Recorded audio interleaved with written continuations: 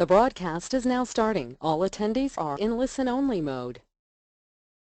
Hi, this is Tom Lane, DM2 Software's Vice President of Sales and Marketing. I'd like to welcome everyone to today's What's New in DM2 webinar. This is actually going to be the first of a series of webinars that recap some of the sessions that we did at our user conference back in July. This was the main keynote speaker or presentation that we had on the first day. Before I hand it over to today's presenters, I'd like to go over a few housekeeping items. Because of the number of attendees that we have on the line, we're going to keep everybody's phones on mute. If you have any questions during the webinar, please enter them into the questions window that you see on the lower right of your screen. We'll try to get to everybody's questions by the end of the webinar. If we're unable to get to your question, we'll follow up with you individually after the webinar. Today's webinar is being recorded. As soon as the recording is available, we'll post it on our website and our YouTube channel. And I'll send a message around to let everybody know when it's ready to be viewed and when the presentation slides are ready to be downloaded from our website. On that note, I'd like to introduce today's presenters. We've got Chris Lemonier, our Vice President of Technology and co-owner of the company. And his wingman today on today's presentation is Rob Pierce, our Vice President of Professional Services. On that note, I know these guys have a lot to cover, so I'm going to turn it over to them. Thanks, Tom, and good morning, good afternoon to everyone. As Tom said, my name is Chris Lemonier. I'm the Vice President of Technology. My partner in crime is Rob Pierce, Professional Services. Say hi, Rob. Hello, everyone. We have a lot to cover today. This slide is over 100 slides, just a little over 100 slides. I'm going to be flying through it. We've got an hour together. This is the presentation, a little bit of a condensed version of what we gave, as Tom said, at the user conference. I'm going to be covering some internal technologies, some external technologies, as well as some new products that we're working on. I know I'm talking fast and we'll be going through this, but luckily it'll be recorded and maybe you can play it back at 3/4 speed or something. So let's get going. So today we're going to talk about 5 topics. We're going to talk about our support case portal and how that's been going and remind you about it. We're going to talk about some technology improvements in the ERP system and what it means to the future.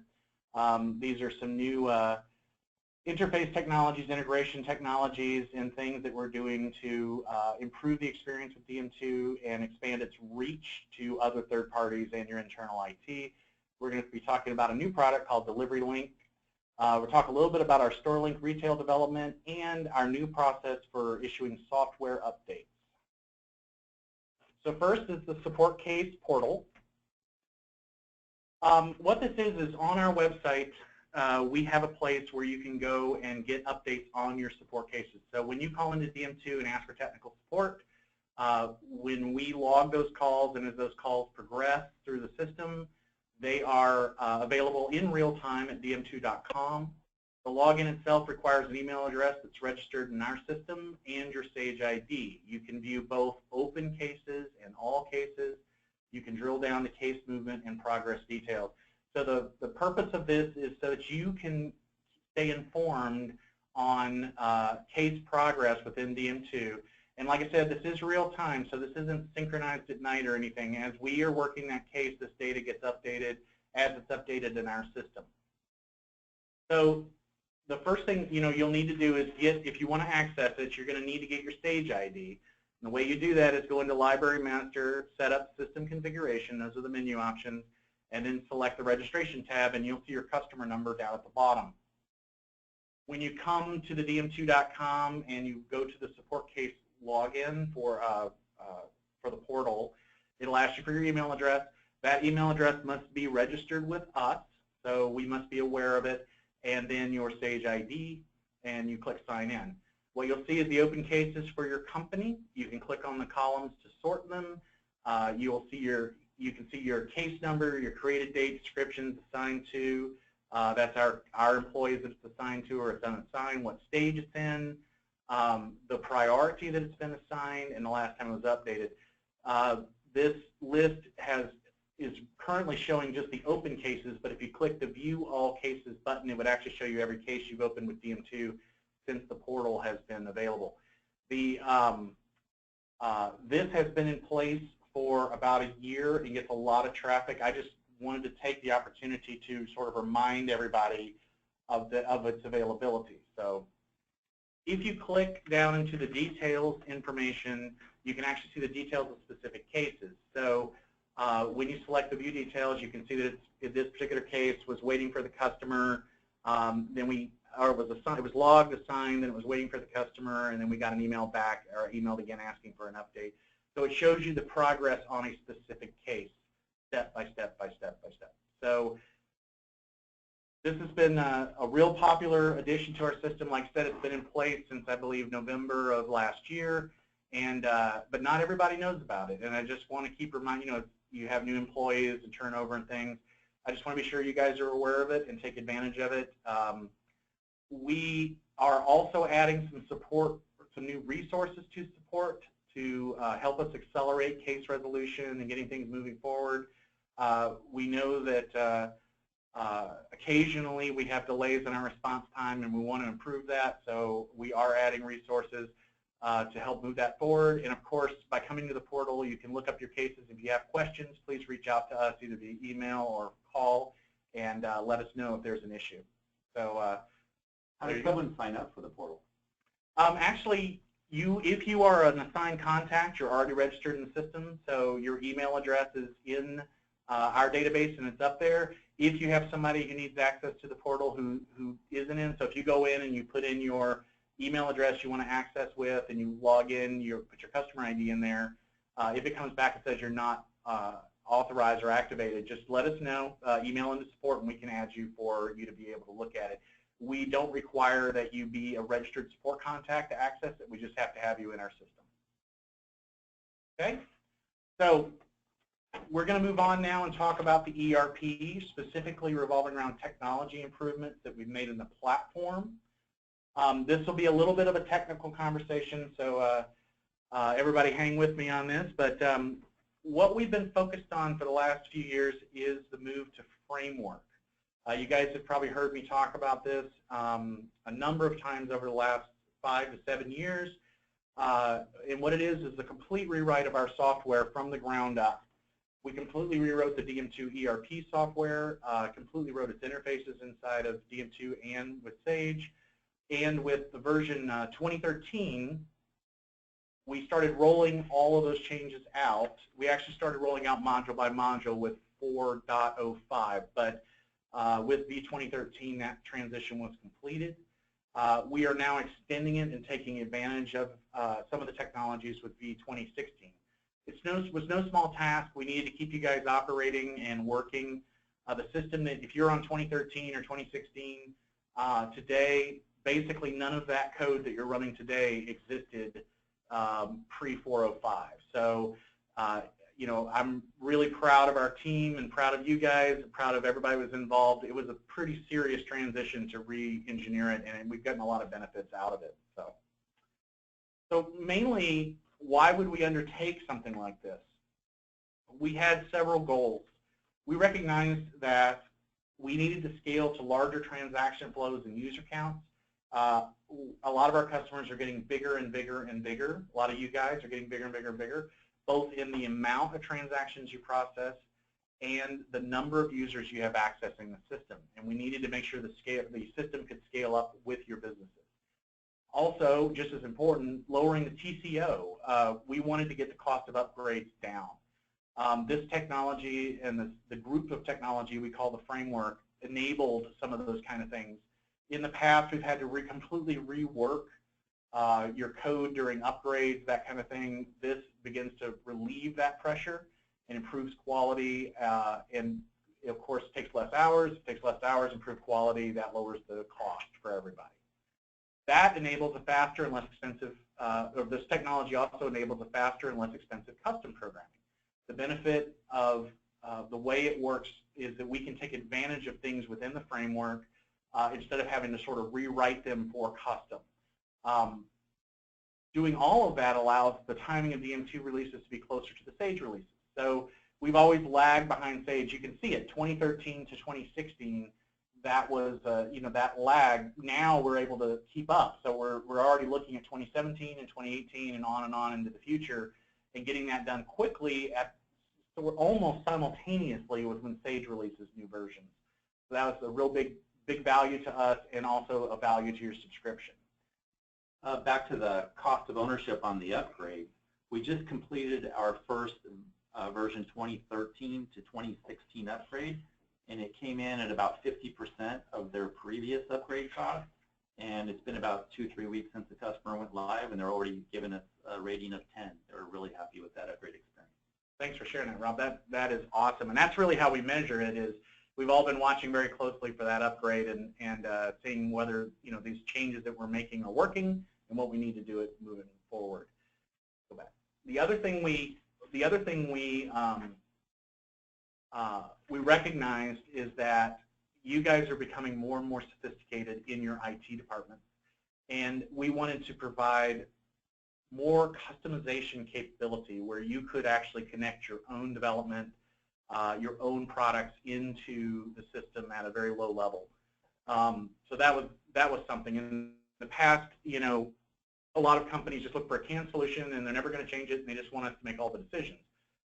The reality is, in the organizations in 2016, you guys are getting it as a part of an ecosystem. So you may have a lot of different products and a lot of different technologies that you're using, and this is part of that ecosystem, maybe the hub of a bunch of things that you're doing, and you guys own your own IT or your own contracts are wanting to connect to the system in new and innovative ways. The other thing is it improves our interfaces with our partners and their IT groups. So these are third-party systems. DM2 is proud of the number of third-party systems we interface to, and this builds a foundation that allows for a much more fluid and integrated solutions. So the framework is made up of really 3 components: code isolation, a SQL database, and a new thing called API, which is the application program interface. So we're going to talk about each one, and the first we're going to talk about is code isolation. So in the past, what happened is that all the components that went into our development of the DM2 solution, as well as Sage, as well as your custom, were all written in the same set of programs. So basically, when DM2 wanted to enhance or add petroleum features, or we were doing some sort of custom work for you, those changes were all built directly into the Sage program. So every time Sage made a change, all of the DM2 work and all the custom work had to be redone. And that translated, of course, into upgrades and into custom programming, into masters, subscriptions, the speed at which DM2 can run, the quality of the software, because we end up retesting everything over and over again. All those kinds of things are a byproduct of not having that code isolated. It all kind of piles in together.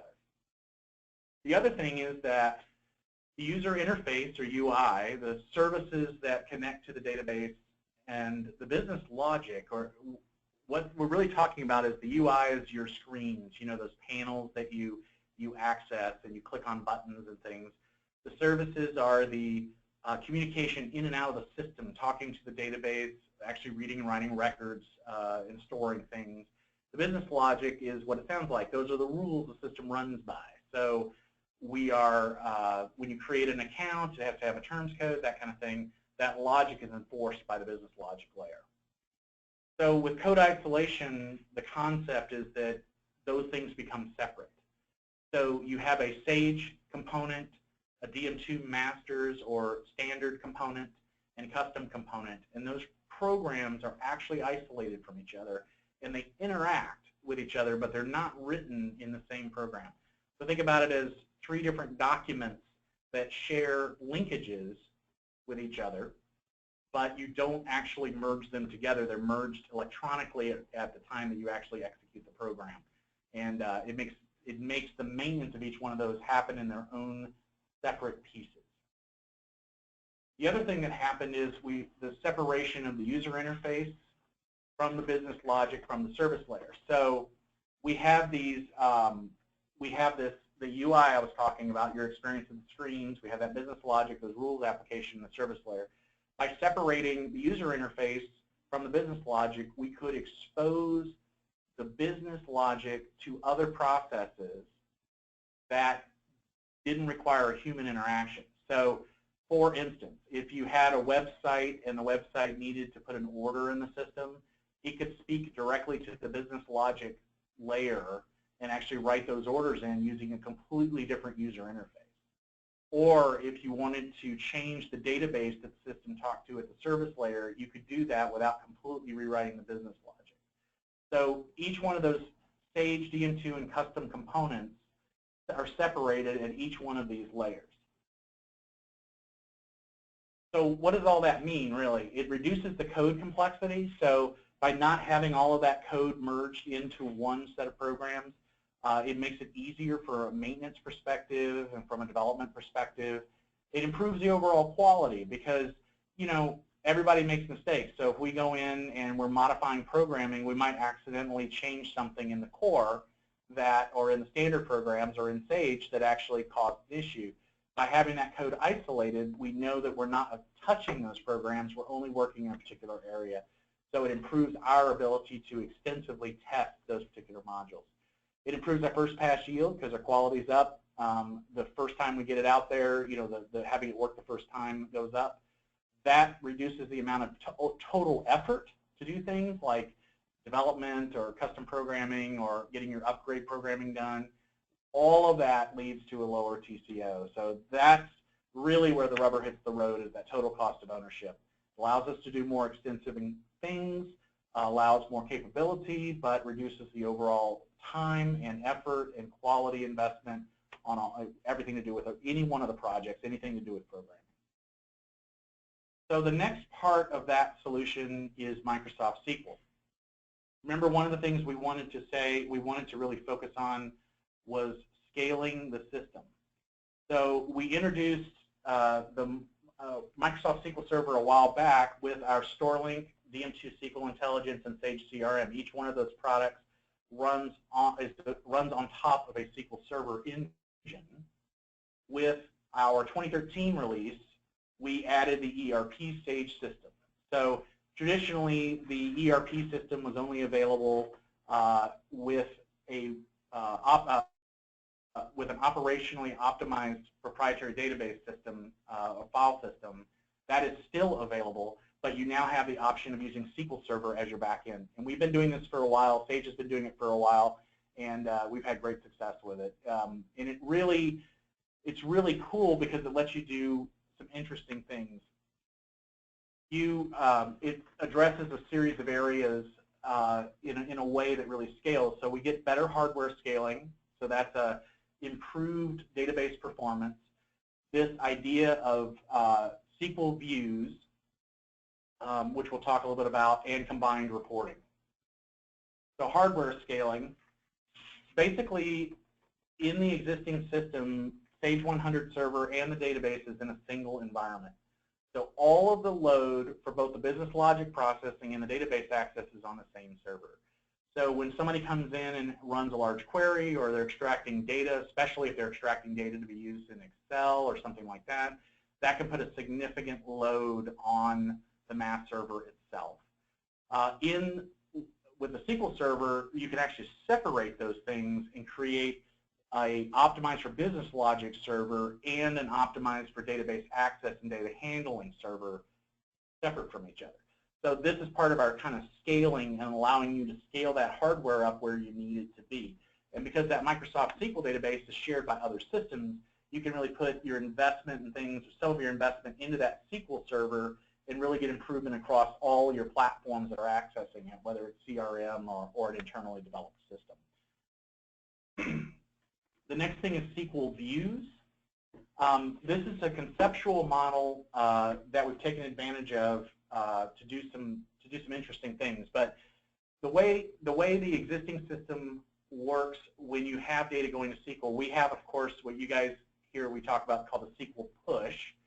But in the end, all work is performed on the Sage 100 server. So everything is done there, and then the results are pushed over to SQL Server in a batch for data analytics. usually once per day. That's what most people do. So everything is running up on the server, and then it gets processed and massaged and goes over, and that can take quite a bit of time. It can take anywhere from half an hour to an hour to several hours, depending on the amount of data you're sending and the database size itself. It also doesn't allow for real-time kind of analytics. So when you move over to Microsoft SQL as the backend, then the data lives natively in SQL. So there is no push, there is no transfer of data. It is actually all in that Microsoft SQL database. So business intelligence analytics can be run directly against the SQL server using Excel or other tools in real time, not just on a batch cycle. So you can actually get real live data. So a good example of this is the sales debt table. That's a common table used for reporting by many of you. So sales debt is a normalized table, or a table that has had its relationships removed, which makes it easy to manipulate in something like Excel and to analyze and use. Traditionally, that table has to be created in a batch and then sent over to SQL on a schedule nightly. It usually takes several hours. With the Microsoft SQL option, that sales debt becomes a view or a look into the data, and it's updated in real time as data changes, and it's all handled by the SQL server. That takes all that burden off of the Sage 100 server and puts it into SQL, which is optimized for this kind of thing, and doesn't require the nightly push at all, because it's all living in real time, all living in the database in real time. The next kind of thing is, well, we're transferring data from different environments, right? So we've got ERP in there, we've got CRM running on Excel, we've got our retail stuff coming in, StoreLink coming into SQL, and then we have third-party systems that use SQL. What that does is give you the opportunity to do some combined reporting across platforms. So you can actually create, using Excel or other tools, queries that read data from those tools and provide a combined view. So even though these systems are integrated at certain levels and they can be, or they may not be integrated, it gives you a chance to grab all that data and do some interesting kind of reporting and processing and things with it that you haven't been able to do in the past. The next thing we want to talk about is the Application Programming Interface, or API. This is the third component of the framework. So in the past, when somebody approached us about developing a system to talk to our system, or if we were expanding feature sets, we'd have to look at all the code in the system and figure out how we were going to hook that in. So if you've got, if you wanted to create orders or something like that, that's a pretty involved process, and you'd have to supply a lot of data, and you'd have to understand the relationships between the files and how everything fit together, and that made the development pretty heavy. The other thing is that we wouldn't, every time we changed our structure, or the third-party system changed their structure, or an IT department changed their structure of what kind of data they were accessing, we kind of had to reinvent it. So everything would end up being rewritten for those next version. So we kind of had to run, from a development perspective, in lockstep with our partners on those integrations, which could potentially hold them back while we're releasing a new version, or could hold us back while they're releasing a new version. By going to this API, we create a bridge or a methodology that connects those systems together and allows us to pass limited data into the business layers and get things done. And that is exposed to you guys too, so you can take advantage of it. So it allows for much, much easier internal development. We use those APIs ourselves between our modules. So AR talks to sales order through an API, sales order talks to inventory through an API, DM2 taxes talks to sales order through an API. So it allows for much easier internal structure, and that was the bulk of the rewrite we did. It's third-party integration friendly.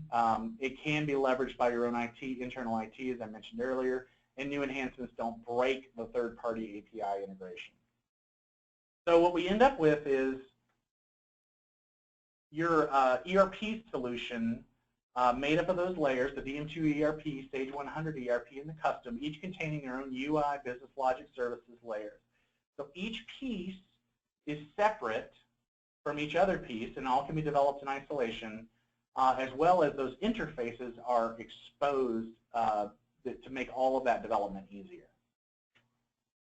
So we have an integrated solution. We have code isolation. It allows for easier upgrades, easier maintenance and development, easier custom. All that translates into lower cost of ownership, faster development times, all those kinds of things.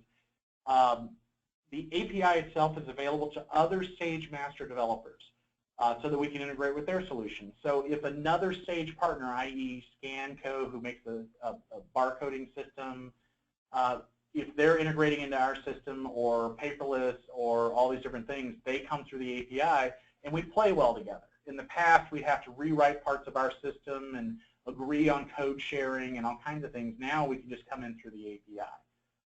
But I want you to consider one other thing. Once we got into this with this total solution and integrated API, it does require a deep knowledge of the system, and that other system be located on premise. So the future, obviously, is these, like we said, is an ecosystem of solutions, and those other solutions may or may not be on premise. They may be a web-based solution. They may be not living inside the Sage ecosystem directly. You know, how could we expand that API capability so that other people could take advantage of it, as well as make it simple for your IT groups to take advantage of it? And that led to the DM2 Web API, or what we call Rosetta.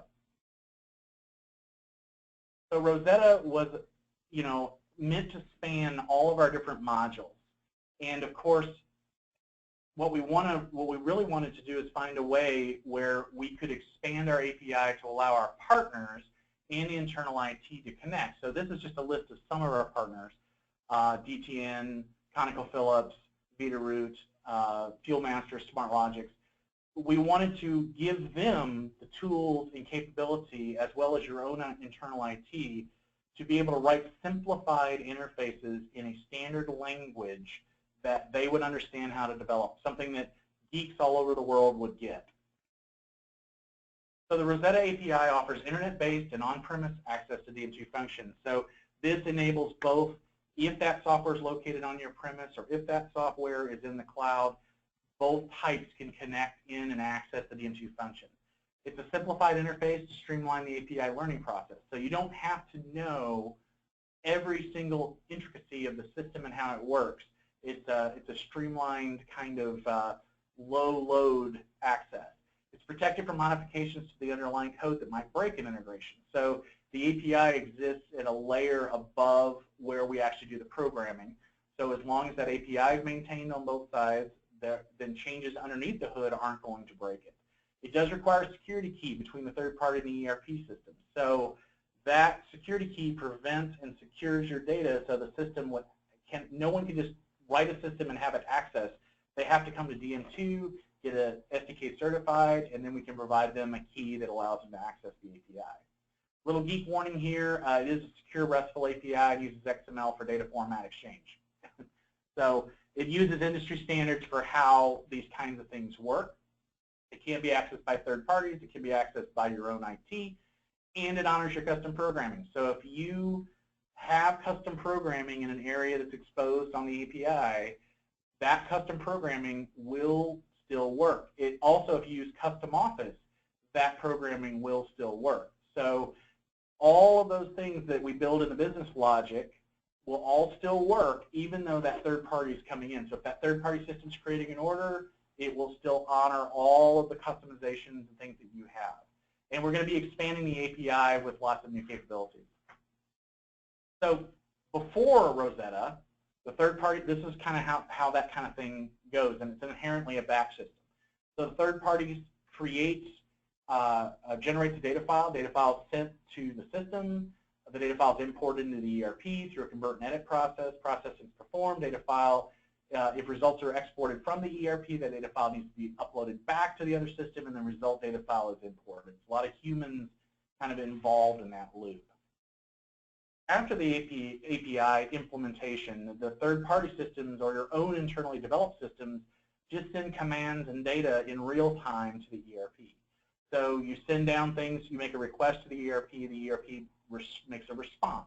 And all this happens dynamically through that process. So there's no manual process of sending the files down and then getting the files back. The systems stay very coordinated, and the other thing it does is allow you to do some things like if the third-party system needed to get credit approval, it can do that in real time instead of having to kick out a file that you had to import and all that kind of stuff.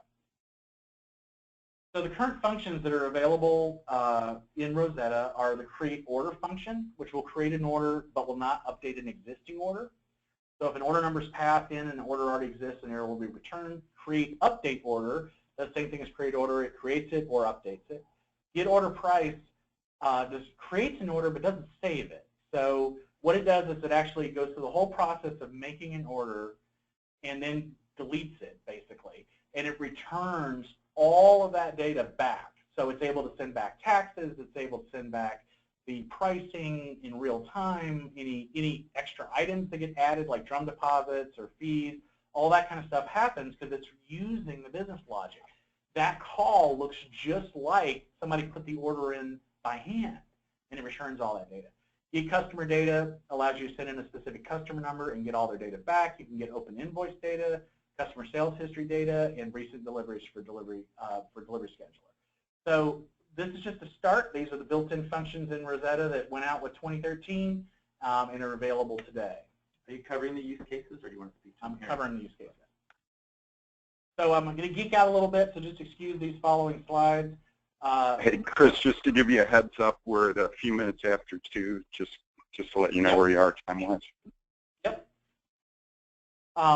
So this is an example of creating an order using a VB script. So this is a Visual Basic script that calls get order price.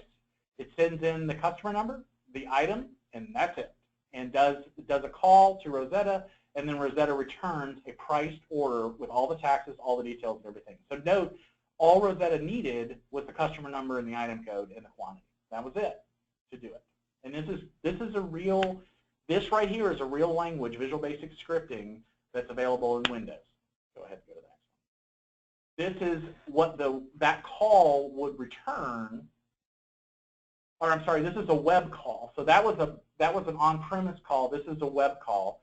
So we send in the security key, the function we want, the division number, the customer number, the detail line, and the quantity order, and then we return back an XML formatted result set from that. So this is the same exact thing as though you had put an order in by hand.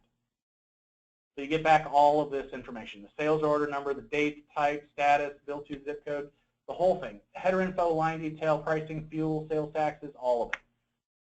So I bet you're glad that's over. But to people that are doing that kind of work, it's important, and it's a standard that they expect. So now we're going to look at a few API case studies, real-world stuff people are doing or we're doing that use this technology. So we're going to look at an Excel pricing sheet, a custom pricing in Sage CRM with GreyTrix, and a tank monitor system order integration. And these are real-world applications. The first is the Excel pricing sheet. So the challenge was the customer wanted to create a price sheet in Excel that has current pricing for a customer for a number of products. So you have an Excel spreadsheet. Inside that spreadsheet is a customer number and then 10 products that they want to get pricing on, and they want to have that pricing be able to be refreshed anytime and reflect what the real price is. That's not something we could have done pre-API because the DM2 pricing logic is extensive and cannot be easily replicated using Excel's built-in functions. We'd have had to do a lot of work if it was even possible to do in the past. But with the API, we thought, well, how do we connect the two systems together? This is what we did. We created a basic spreadsheet in Excel with the customer number, item numbers, and the quantities. DM2's new API system is standard-based and can be accessed using Visual Basic for Applications, or VBA, that's built into Excel. All we did was add a VBA function in Excel to connect to the API and added a button to execute the function.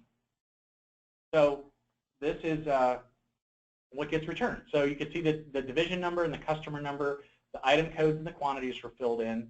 The fields that say calc next to them, calc, item code, unit measure, unit price, etc., that was all the result of doing the test AutoCalc. So there's a button down at the bottom of the left. You did that, it populated all those columns from the system. And those prices mirror exactly as though you had gone over to sales order and keyed these in, taking into account all of the things like contracts and quantity breaks and everything to return those prices in real time. So you didn't export this and then import it or whatever. You just, every time you press that button, it recalculates those prices in real time. So the operator enters custom number, presses the calc button, current pricing including all pricing options, and custom programming is returned instantly.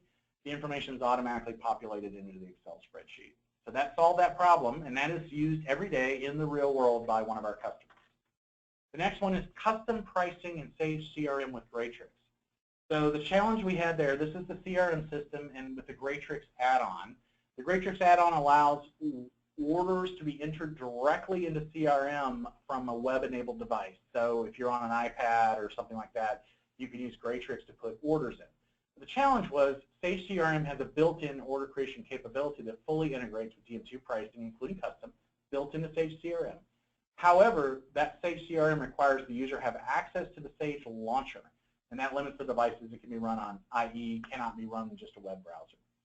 So we have a partnership with GreyTrix that has an add-on for this that allows for full order creating right in the browser session. GreyTrix has extensive pricing capabilities, but does not support all the DM2 pricing options like contracts. GreyTrix also doesn't have access to custom programming changes we may have made for you. So what we did is we provided GreyTrix with the DM2 API, access to our order creation process and the pricing engine.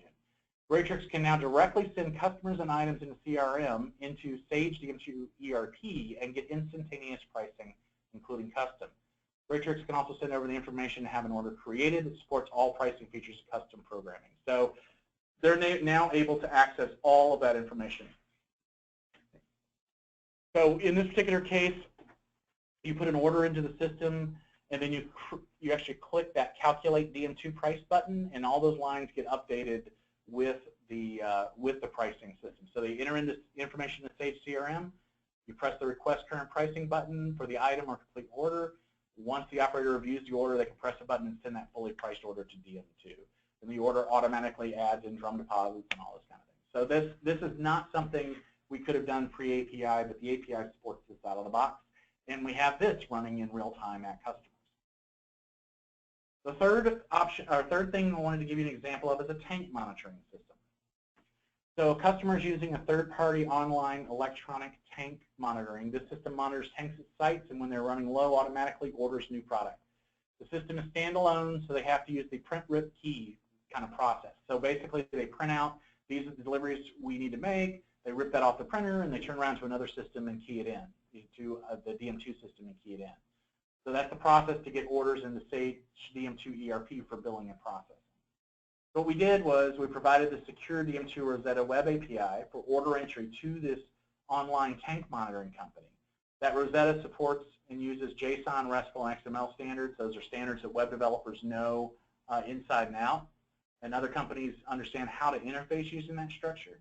So the tank monitoring company added the capability for their system to send orders to the API and directly into the Sage DM2 ERP.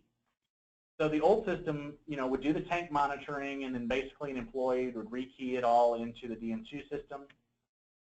With the Rosetta API, they're making those calls directly and don't need to go through a human to actually get those orders into the system.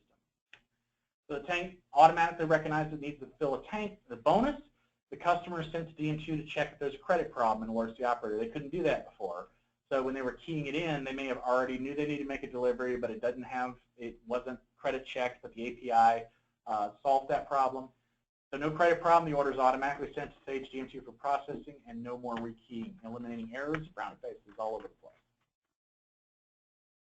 So that's the third API example. These are the three API case studies I put together, and these are living in the real world and the real things people have done.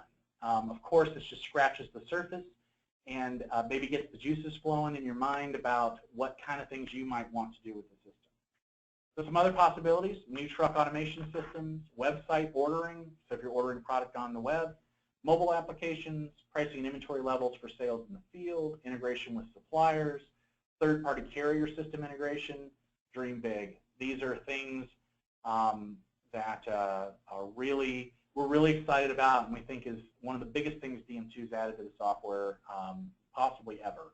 It's a huge, huge change and it's going to allow a huge growth in the ecosystem. So to enable all this, we had to rewrite the system from the ground up. It's completed over the last 8 years.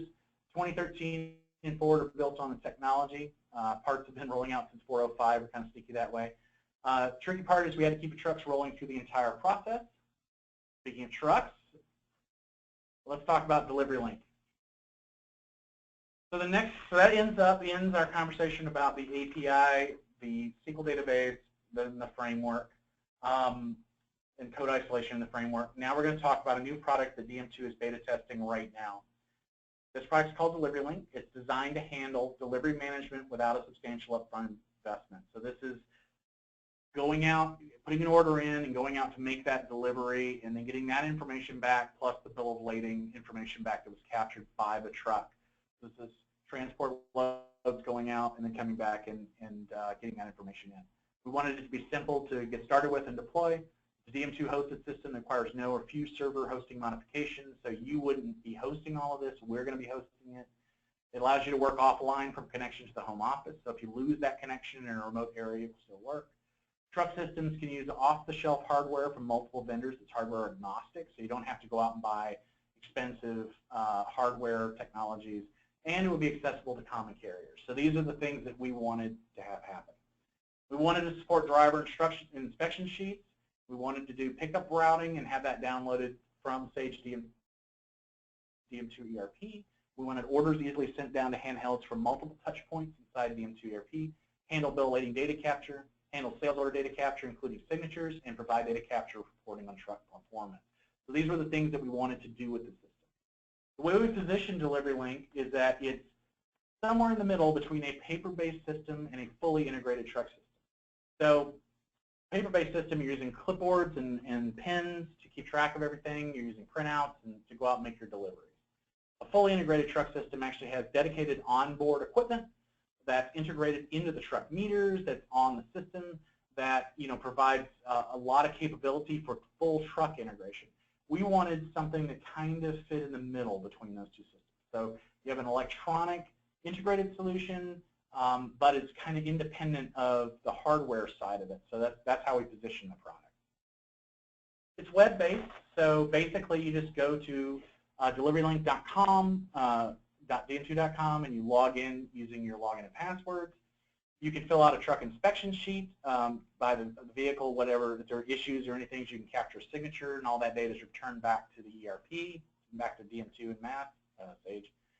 And in this particular case, I'm showing the products that were required. So these are the products needed to fulfill the orders that are on that vehicle. Notice this is all coming through the web browser. You have orders, total product required, the products that are on board, and it's showing in this particular case the deliveries that are going to be made, the floating schedules, that kind of stuff. So those are the orders themselves. And then in this case, this is an order delivery detail, so we're actually showing the product that's on board. You put in the quantity that you delivered, fees, vehicle mileage, that kind of stuff. That data is all captured, and all of that data is returned back to the ERP. So we wanted it to be device independent. So it supports devices that supports really just about anything. The interface changes based on the device. So if you're using an iPad or an Android tablet, or you're using an iPhone or an Android phone, or using a desktop web browser, really any device with a web browser, the interface changes to fit that device. It's built on web standards, HTML5. Note, IE is not an HTML5 compliant browser. Death to Internet Explorer. Use Firefox, Chrome, or Edge on Windows. We wrote this for the future.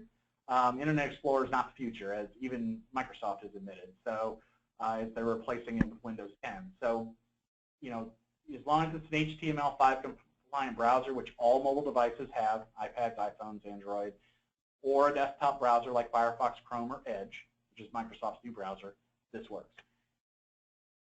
Here's an example of some mobile screenshots. So these came off of an Android phone, and you can see that the interface got modified in real time. It's called responsive, is what they call that, to the device that was accessing it. Currently in field testing, we're refining the user interface based on field feedback, and if you're interested, please let us know. Just reach out to your salespeople or your account managers, and they can get you some more information on DeliveryLink. The next thing I wanted to do is provide an update on StoreLink. StoreLink is our C-store back office management system for retail operations. So if you have convenience stores and you need to manage a price book, item level inventories, or just doing your daily reporting, StoreLink is our solution for that. We are beginning to rewrite the system. We're ramping up work, and I know what you're thinking. If you're using the system, it's about damn time. With the completion of the ERP framework, we're now in a position to enhance the StoreLink in big ways. We needed to get ERP where it is so that we could build off of it for StoreLink. So right now, today, we are currently rewriting the base code into a common development language. This will allow us to add some major new features in the future. And just like the framework conversion for ERP, we're laying the foundation for the future of StoreLink. So right now, StoreLink is made up of Delphi, VB.NET, Procom scripting, and Visual Basic in several flavors. We're moving all that into the VB framework. We're expecting that consolidation to be completed this year. There'll be a series of releases updating StoreLink for customers throughout 2016, and we've already started that process. So we are sending out, we already have the first generation, because obviously this was for the user conference and it's a few months after that. We're already shipping some of the new updates. The immediate benefit will be 64-bit support on modern hardware, both the store and the home office, as well as a few system tweaks. And then starting in 2017, we will be beginning a roadmap to add some of the most requested features. Things like expanding pack groups, expansion of number of fields to support larger entries like item numbers, improvements in shelf label printing, centralized store entry, home office store report correction, bidirectional syncing of store report corrections, enhanced reporting using BI tools. And we'll be reaching out to you guys to help us with laying out that roadmap for the future. And that's StoreLink. Finally, we will talk a little bit about software updates. So remember that stuff, framework stuff I was talking about earlier? It's enabling some new and exciting ways for us to supply defect patches and product feature updates. So this is both, we added new functionality as well as we are fixing issues here and there.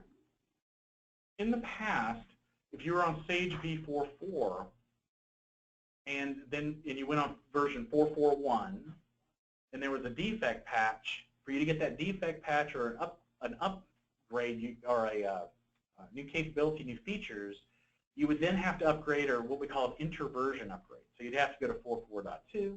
Then if there was a new feature, we'd either have to retrofit it to your system, or you would then upgrade, and then eventually you'd upgrade to version 4.5. So essentially, you had to kind of go through either having something retrofitted to your system, i.e., we take the code and take your programs and merge the change into your program, or you had to actually upgrade to a later version. With the new update process and what we're working on, defect patches and new features are continuously released. Updates can be applied without an upgrade within a Sage version. So between 2013 and 2016's release, every single thing that we added or did for 2013 was available as an update to 2013 customers. So somebody who installed 2013 today and somebody who installed 2013 2 years ago is actually running exactly the same software. So those updates, those feature capabilities, all of that, if those updates have been applied, will be on the same version. Then 2016 is built off of that. So 2013 and forward supports that kind of update. Most updates can flow back to be 2013 for DM2 enhancements and bug fixes. So even though we're adding enhancements to 2016 and adding defect fixes to 2016, most of those can come back to 2013. So we've been doing this process for 2 years. Currently, the DM2 employees install those updates. But in the future, we'll be providing a method for you to apply the updates yourself. So you will actually get a notification that says there are updates, and you can actually then apply those updates. And that's something we're working on for the next generation of DM2's software. But it allows us to get updates and fixes out to you faster. It allows us to get new feature capability out to you without upgrading. You can lower that sort of TCO and maximize your value on subscription. It also means that your software is current. And so when we're supporting you and helping you, that helps DM2 to know, yes, you have all of these fixes in place and all these things are working. So in summary, the DM2 support Case portal, we talked a little bit about that. The Sage DM2 100 ERP technology improvements, and that's all the framework and all the API stuff, SQL database stuff, code isolation stuff. Talked about DeliveryLink, new product that we're rolling out for truck management. Like I said, that's in beta right now. If you're interested, reach out to your sales and or to your account manager. Gave you a little bit of an update on StoreLink, the retail side of our business and its development, and just finished talking about the new software update method. So these are the things that we covered at the user conference. In this session, we drilled down on some of this in other breakout sessions. But what we wanted to do is make this accessible to everybody who wasn't able to attend that session on the first day of the user conference or wasn't able to make it to the user conference. I know I'm talking a million miles an hour and flying through it, but as Tom said, we're recording this. We're going to put the slides out there so you will be able to go back and review it. And if you have any questions, you of course can reach out to DM2 and then we can assist you. So I'm going to hand it back over to Tom, and we'll it looks like we have a little bit of time to open up to some questions and that kind of thing. So, Tom? Great, thanks, Chris. Before we open it up for the Q&A portion of the webinar, I just wanted to elaborate on what Chris said. We're taking some of the user conference content and recapping that in the form of our monthly webinars. As I mentioned in the beginning, you'll see the next several webinars will be those same material done into a condensed recap version. And the next one up is going to be on Thursday, October 13th at 11:30 Pacific Time, 1:30 Central Time. We'd like to invite you to join our CRM professional service consulting team to learn more about Sage CRM. They're going to focus, this session focuses on the day in the life of a sales rep. So it really kind of walks you through what a typical sales user would do in the beginning, setting their appointments, prospecting, all those activities, how their sales managers can then look at that information to help them along. So again, we want you to mark your calendars. We'll be sending out an email shortly to let you know when the recording for this webinar is available and when the presentation slides that Chris just went through are up on our website. And I'll also include basically what you see here on this slide so you can start registering for that. But in the meantime, mark your calendars for October 13th. And now we can open it up to any questions that have come in. And it looks like we've got a first question here. Are the new features updated automatically? And if so, are we notified and given a summary of what's changed, what's been enhanced? That's an excellent question. It's not automatic yet. Currently, we have to run the update, and it has to be a DM2 employee. So when the DM2 employee is engaged in running the update, we get a listing of what was changed in the system and can go over that with you. The system tells the employee, the DM2 person doing the update. However, we are adding and expanding our website to include more information, and we will also be displaying that when we go to customer-facing product updates. So you won't be running this stuff blind. When you go to actually run the product update, it's going to show you each feature that it's updating and give you information and links to our website for more detail on a particular feature or function that's been added.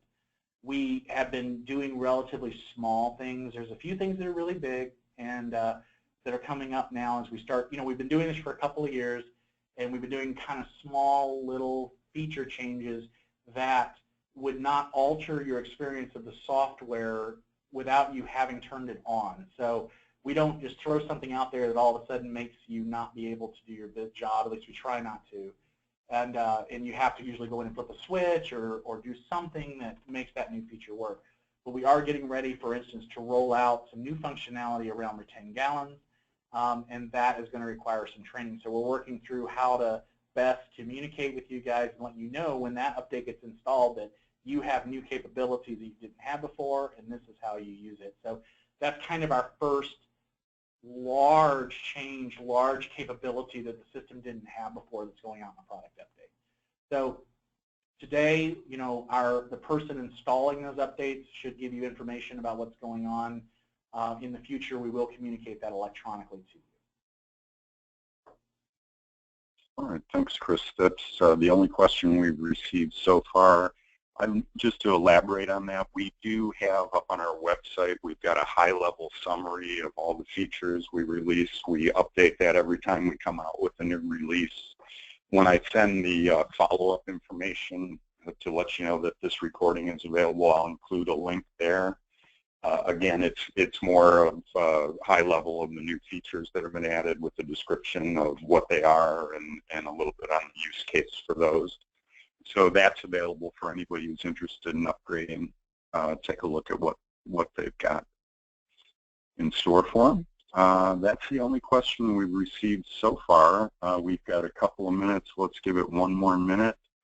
I know that was a lot of material and a lot to digest. And as you can see on this closing slide there, if afterwards, if you think of any questions, contact us would be through sales@dm2.com. We'll make sure we get the right people involved to answer your questions or follow up with you if you're interested.